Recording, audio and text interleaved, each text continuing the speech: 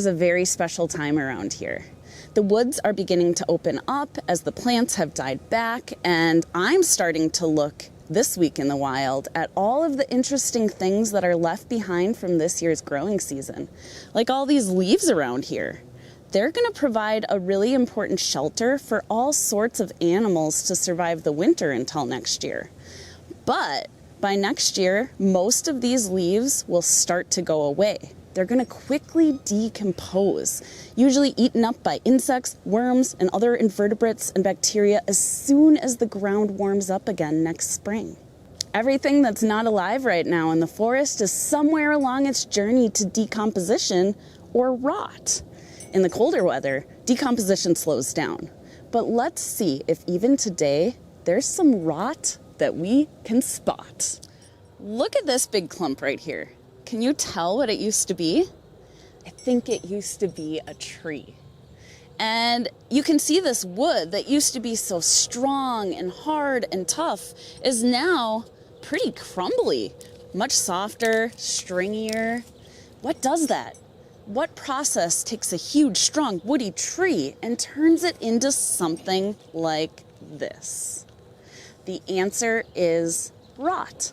There are many kinds of rot, all caused by fungus, the only creature on planet Earth that can turn all of our trees in our forests back to soil.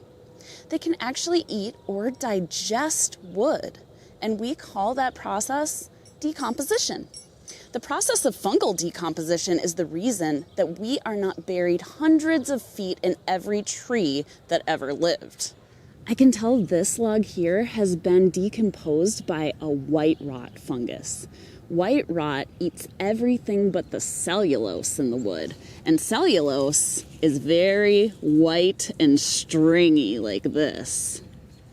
And if we look at this old log right here, we can see it's rotting too, but in a different way.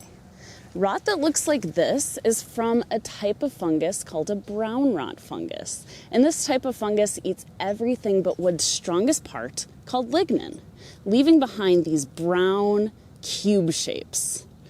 Brown rot like this acts like a long-lasting sponge, holding water and nutrients in the soil and creating structures to house little microbes and insects. Rot is really important. Not only does it help the earth recycle what was once alive into new soil, it also creates habitat and releases nutrients to the living creatures around it. I wonder how different the world would be if trees were no longer recycled by rot. I wonder what insect species get shelter in this decomposing wood. I wonder what you wonder.